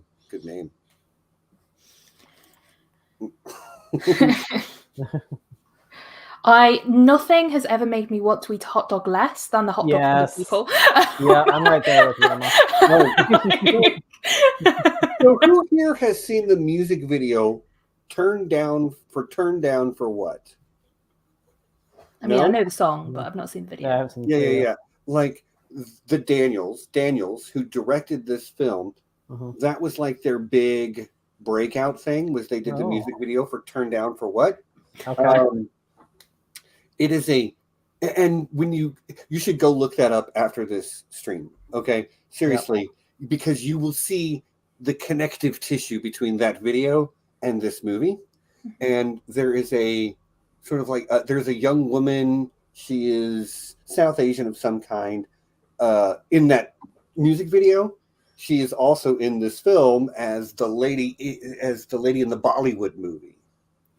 Okay. Oh, that's her. Mm-hmm. Wow. And she's even got hot dog fingers at one point. You'll know her as the girl with the shotgun booty from the Turn Down for What video.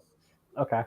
I've got it pulled up on my phone. I'll watch It's wild. I watched it again a few days ago, and I'm like, I forgot how crazy this music video is. There was something that sorry, go. No, go ahead. I'm just putting John's comment up. Yeah. There was something that I just wanted to return to briefly around sort of mentioning and emphasizing the role of this family being an like immigrant family from sort of Chinese diaspora, and like how in many ways, like Evelyn's choice to be with Waymond in America is sort of the defining choice of her life. And she speaks in a very derogatory way about Waymond in a lot of different places. Specifically, like she just assumes that he is going to ruin everything with the IRS, and not only saves her ass at the start of it, he saves her ass multiple times on the IRS side of things. Yeah. And like, as well as sort of his monologue about his sort of defining choices in life being about sort of hope and optimism and seeing beauty where you can, seeing joy where you can, being sort of a spark for Evelyn to hold on to while she sort of works through all of Evelyn's stuff. I think that is very important representation to have, and I am sure there are nuances in that story that I am missing, being white and never having lived in another country, but it's very... Wait a minute, you're white? I know, right? I'm just saying, just for anyone who's not watching. But I've never even lived in a different country before. The only time I've ever needed a visa is when I went to Con of Thrones, and that was Esther and I met you there. It was awesome. You're taller than I thought you would be.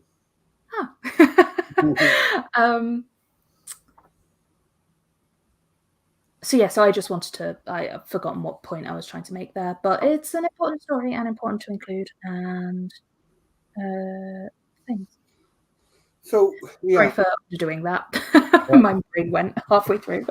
we're down to about the last 15 minutes of the stream, so I wanted to like open it up to either of you. I spent a lot of time, especially early on, talking about my interpretation of the symbolism and the philosophies and the themes. So like, if you weren't here at the beginning, you can go back to the beginning to hear me talk about what the bagel means, what the googly eyes mean, and all of that stuff. And you guys had some great stuff to say, but I feel like I kind of did dominate the conversation early on. So by all means, if there is anything we have not touched on that it deserves, deserves to be talked about, by all means, bring it up. And y'all in the chat, if there is something, anything that we should talk about, let me know. Also, yeah, thanks for reminding me, Kelly. Happy birthday, Potter. We love you. And because it's your birthday, I am going to answer this last thing that you asked me a second ago, which was, where is it? Scrolling up to find. What is the film rating on the duck scale of cinema here, be dragons? I will say this. I figured out what's not perfect about this movie. There are 0 ducks in it. So there's a cool raccoon, though. There is a cool raccoon, but there are no ducks. Therefore, it is not perfect. Sorry, Potter. It still ranks very highly, but 0 ducks. But you do get a talking raccoon. Happy birthday to K2 as well, apparently. Oh, nice. Hey, K2, happy birthday. I didn't know it was your birthday too, but happy birthday, buddy. Not that I saw, Potter. Maybe in one of those scenes where we're flashing between universes, maybe there's a duck in one of them. I mean, honestly, I bet they are ducks in one of the There scenes. might be. I mean, yeah. Like, I haven't seen them all, but I've seen people sort of like, oh, there's this and grab specific ones. There's one where she's grapes. Oh, yeah, really? Like, when I saw that sequence of bolting through everything, like, I need to get this movie and I need to pause it on each of these scenes just so I can appreciate how much work they had to have done to do you know that during that long sequence, they do flash up like hot dog finger Evelyn several times. Okay. But like there's still a whole lot going on. There's one of them is animated. Yeah. She's in there as a tree, as grapes, as a cat, as a dog. Okay. Yeah, as a face against the backdrop of space. Oh, really? Who knows? Man. Like, yeah, it's wild. Mm-hmm. But, go ahead. Sorry, I was just going to sort of touch on the sort of intergenerationality, is that a word, of the family. I know we sort of briefly touched on it and sort of recognized it was in there, but I just wanted to go into it a bit more. I think it's just seeing the way that each family member is like doing like trying to enforce decisions on their kids because that decision will be better for them. And it's like, well, you don't get to decide that. Mm-hmm. That's not a thing that's in your power to decide or to choose. And I think sort of having Gong Gong as a figure in the sort of more in the sort of background for like quite a while as someone who sort of figures into Evelyn's thoughts and decision making a lot before he's ever sort of on screen in a way that is makes sort of his own sort of narrative decisions. Sorry, it's almost 1 a.m. My brain is completely fried. Oh, no. Intergenerational trauma and stuff, and families, and forcing your family into boxes that you think's right is not the way to go. It's not a very intellectual way. And how the older generation is shoving their boots on the younger generation, then the middle generation enforcing on the younger generation because that's what they experienced, and then they feel like they must continue this cycle in order to make their own life worthwhile for what they experienced. Yeah. There's a couple of so you made me think of a couple of things, and one there's this parallel between her asking her own father, how could you let me go, but that also being the one thing that she has to do because what her daughter wants in the moment. She has to be willing to let her go, but willing to let her come back, which is not what Gong Gong was doing, and Kartik says they saw rumors that there was a fight sequence between Evelyn and Becky, and I also am glad that it's not in there. Yeah. I could see where that could be a thing you film while you're still developing and the script is evolving, and just that happens all the time in Hollywood these days. But I'm really glad it's not in the movie because I don't think it fits. Yep.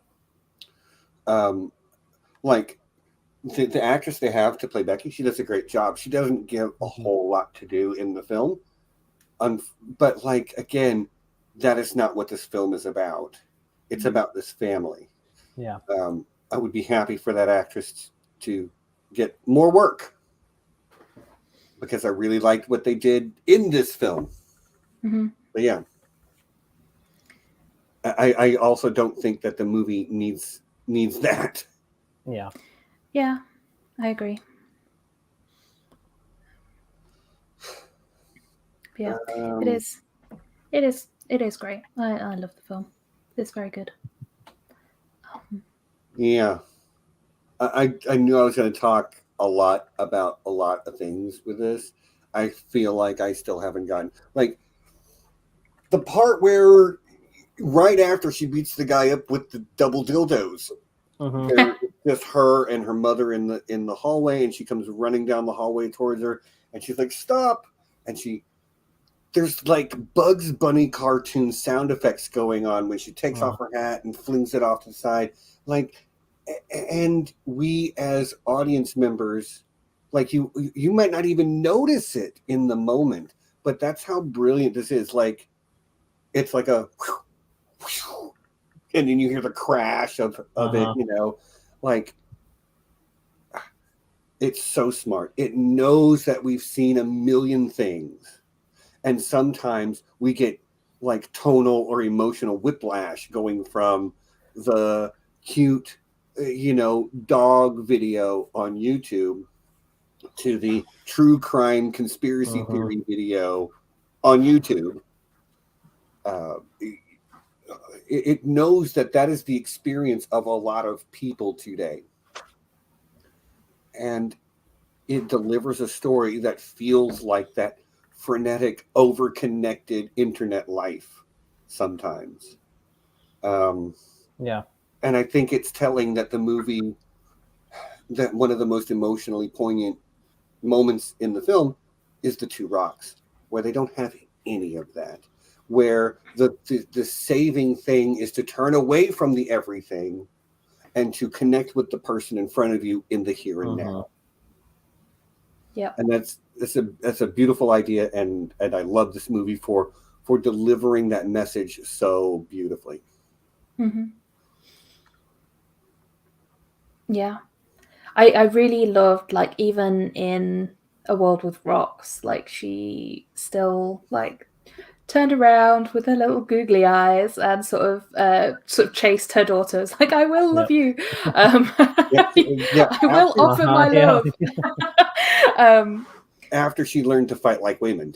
Yeah, exactly. It just builds so well. It's just so expertly paced. Yeah. Like, again, I cannot say it's not hyperbolic for me to say this is one of the best movies I've ever seen.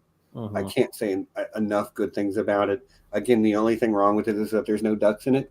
And if you if you tell somebody that, they'll probably understand what you mean, even maybe if not exactly. But like, the only thing wrong with it is that there's no duck. Well, and I will say that as someone who went to the University of York and has been forever traumatized by ducks and geese and all sorts of other waterfowl, that is not a bad thing for me. So this is like an excellent film for me. Yeah, I can tell you're a Yorkie by the duck. Yeah. Yep. My U's are the most northern bit of my accent. Duck. Yep. Okay. I have been challenged. Kartik says they're gonna find a duck. So maybe it is perfect then. You can also just imagine if you do come back and tell me where it is, because there probably is a duck in the background. There's so much going on even in the background. I've seen this movie 3 times all the way through, and I can't pick up on all of it. Yeah. So once again, Kikui Kwan, fantastic. Michelle Yeoh, fantastic. As I would always expect her to be. James Hong, incredible. Newcomer playing Joy. Her name is Stephanie Hsu, or I don't speak Chinese, I'm sorry, but her name is Stephanie Hsu, I think, HSU. Fantastic. Like, I can see acting Oscar nominations for Michelle Yeoh as lead, for Kikui Kwan and Stephanie Hsu as supporting. It can win sound design. It can win editing, original screenplay, directing. Like, I really think this movie can win awards. Yes, the Joy actor should be in more movies. I absolutely agree. This is her first major role ever. So I think she proved that she can do anything. She can do the heartbreaking family drama part, the ridiculous Jobu Tapaki bits, the desperately yearning for somebody to see what she sees and feels what she feels in that moment with her mother in front of the bagel. Like, yeah, give me more of her any day. And that it comes in a time in America where the film industry is starting to wake up to the idea that you don't have to only tell stories about white folks. Like, folks, you know what? You don't need to tell any more stories about me. I've seen a lot of them. Show me something that I haven't seen. And like, Hollywood doesn't make original movies anymore. This one is original. This one is something new, something different. And okay, I'm done.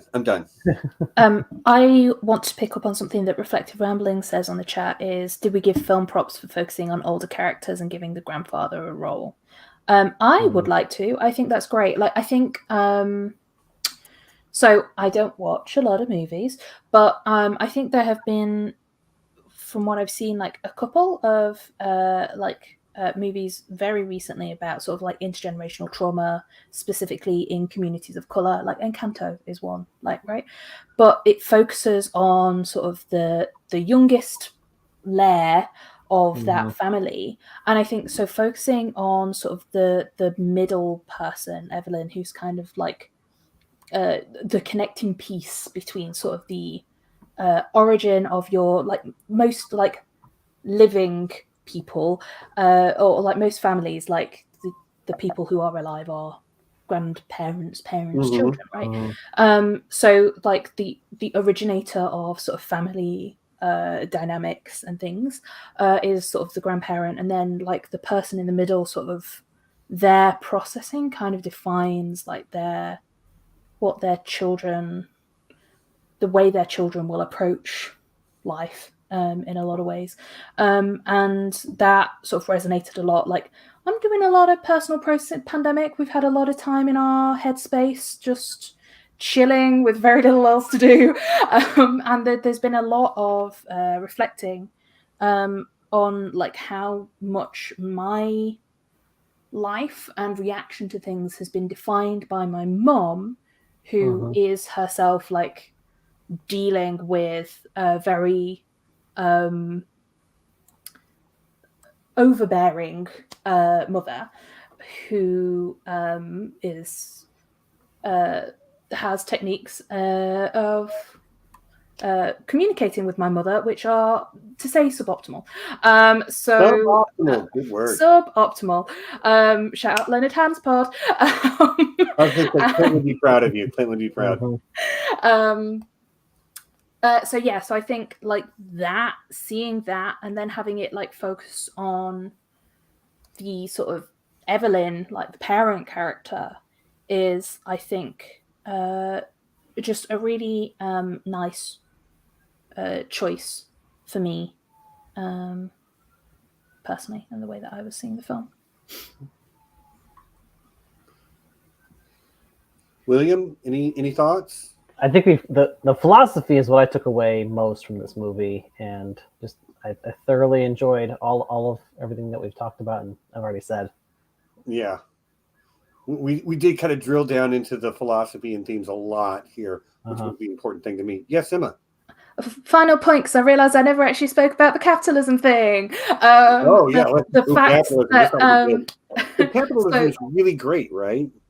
Oh, 100% total delight. It's not like causing the collapse of the world as we know it, like literally at this moment in time. No. So I think the choice to have like a woman of color who is an immigrant and is running a business in the States, which is sort of a prime definition of neoliberal capitalism at its extreme, I think is really juxtaposes sort of the choice of the narrative. I don't know if capitalism is another swig of beer. I tend to talk about capitalism a lot. I'm working class, or grew up working class. My official response is, listen to your heart. So the choice to have sort of a woman of color who's an immigrant, who's running a laundromat, is itself sort of it's like the epitome of the American dream, but also which is itself sort of this hyper-capitalist sort of dream. Like, make something of yourself, grow a business, and it's like, well, but that choice for Evelyn in sort of her original form has left her so overwhelmed with everything. And again, it goes back, partially tied into sort of the idea of women in our society, the role of women in our society, which is like capitalism is dependent on free labor in the home, which is traditionally designated and given to women. And so, well, as Guilty Undertaker says, like, Evelyn's business is failing. Like, she's got sort of trying to claim for a karaoke machine, which notably was circled in black quite strongly. A bagel around it.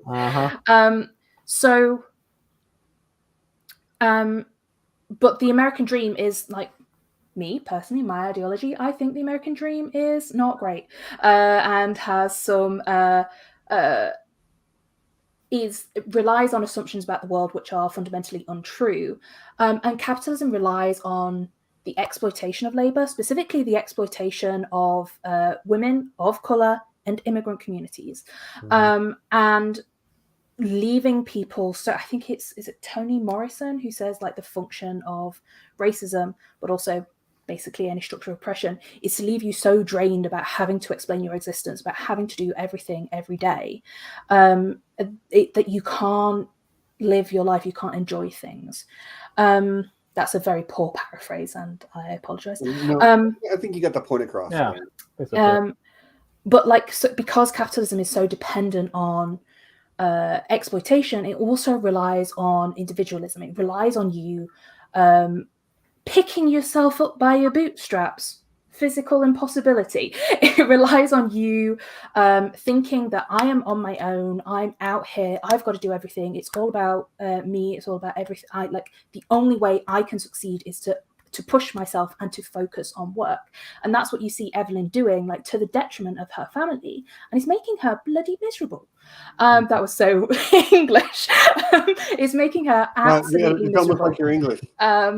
And I think that the way that is counteracted, again, is that reaching out for connection, reaching out for community, like working together as a family, as a unit, even like talking to the IRS agent, making that a human connection. You're no longer going to Deirdre to, like, for her to, like, punish you, which is what systems of state are primarily designed to do. Not to get really political about this. And like, the state, like, primarily operating via systems of punishment and penalizing, you, like, stop that, and you like, no, say no, I'm going to, you pull Deirdre literally out of the building. She turns up at the laundromat, and it's then that you make the physical connection. When she's no longer an agent of the government, she is treated as a person, and Waymond reaches out to her as a person. And I think that personal connection is also an important critique of capitalism, as well as just nihilism versus existentialism. Yeah, there's some people commenting on pulling yourself up by your bootstraps and how it's literally impossible. Kartik, I really hope you come back next stream. My background is in engineering, so having a physicist and somebody I can be like, so quarks and leptons, huh? Like those, like it's nice. It's nice. Most of my friends are artists, you know, not science brains like me, but I love them all the same. But it would be nice to be like, how about that beauty quark, huh? Anyway, I digress. I think I've kind of run out of stuff to say about this particular film. I doubt that very seriously. I Yeah. can't think of what else I need to say. Yeah. And 2 hours in front of the camera is generally speaking about all I can stand. So yeah, last chance, final thoughts, anything? Go see it if you haven't. Go see it and go see it again. Yes. With the lens of what we talked about and the way the symbolism is layered in. Like anytime you see a circle, something's going on. From the mirror shots to like the sculpture on the coffee table. That's a black ring. Like it's so good, y'all. It's so good. I've only seen it once, and I'm looking forward to going back and watching for all these things that I now know to look for in the beginning. And again, I think my favorite thing is going to be the idea that Jenny Slate's laundry order is number 42. But Wayman put googly eyes on it. So again, I said it near the beginning. I say it again here at the end. This idea that the meaning of life, the universe, and everything is this absurdist worldview where you seek connection with other people, and you value that is where you assign value in the universe. I love it so much. I love this movie. I will always love this movie. Yeah. So Emma, William, thank you both for joining me this week. Hopefully we'll get John back next week. I know you're basically couldn't talk today, buddy. Oh, sorry. You're not boring. I just talked a lot. Jaw got tired. John, I hope you're back next week. I hope you feel better, buddy. I'm sorry you're sick. One more happy birthday to K2 and Potter. I know Nessie will be back soon too. We'll be talking about something nerdy. We got House of the Dragon coming soon. We got Lord of the Rings, Rings of Power coming soon. Yeah, all kinds of stuff. So we'll find something to talk about. Again, Emma, it's always a joy. I you've done a lot of like symbolism work with A Song of Ice and Fire stuff. William, a pleasure as always. I know you don't really do this type of thing on the regular, but like I was really glad to have you join us because you do have some like philosophy background a little bit. I do. Yeah. So, okay, Sandman, cover Sandman. We'll see. It depends. Honestly, the things that we talk about are the things that make me go, "Ooh, I need to talk about that." Yep. But I haven't seen the Sandman trailer yet. I will watch it soon. And yeah, if I like the movie, I bet we will. And if you like the movie, maybe I'll invite you to come talk about it with me. See, okay. Now Cassie's also yelling at me for Sandman. Sandman. Okay, I got you. I hear you. Okay, y'all. I think that's it for me. Thank you to my guests. Thank you to everyone who was here in the chat live. Saw a few new faces today, and I really appreciate y'all coming. Come back next week for a conversation about I don't know what. But it'll still be me. It'll be John. It'll be whoever I can twist their arm to come and talk about something nerdy. This was probably a little bit deeper than we usually go, but this one spoke to my soul in a way that few things have. So I kind of really went deep. But yeah, if you're watching this later, consider joining us live. I love engaging with the chat. People bring up great points in there. So yeah, thanks everyone. Thank you. I see somebody mentioning the email. If you want to join our Slack group, it is a lot of these lovely people who you see in the chat right now are regulars in there, including Guilty Undertaker and Reflective Rambling, Jaded Redhead, and John Webster Film, and people who I saw talking earlier. Guilty Undertaker, Kate was in here earlier. Yeah, we it's like our Discord server, and we have a great time, and we're all friends. There's only one rule: don't be an asshole, because we'll remove you. Bye. But if you're not an asshole, great. I'm sorry you missed us too, but we're just now wrapping up, but you can go watch it all from the very beginning. I hope you've seen the movie Mother Roin. It's very good. But yeah, if you want to join that group, send me the email to we3dragons@gmail.com, and I will send you an invite, and you can come join us where we organize our Dungeons and Dragons game, talk about movies, talk about TV shows, talk about anime. We got channels for Star Wars and Star Trek and Dungeons and Dragons. Dungeons and Dragons. Dungeons and Dragons. Like D&D is a huge part of our crew. Like I know William through D&D. Yep. And Emma, I infected Emma with the disease of like D&D obsession. So yeah, if you're D&D person, come play. Well, I don't know if you can find schedule. Yeah, they're all cool, but like yeah, at least you'll get some good Dungeons and Dragons memes. Mm-hmm. Yep. All right, y'all. So I think that's it. We'll see you all next week. I love you all. Thanks for joining us. And until next time, you know what it is. Peace and be excellent to each other.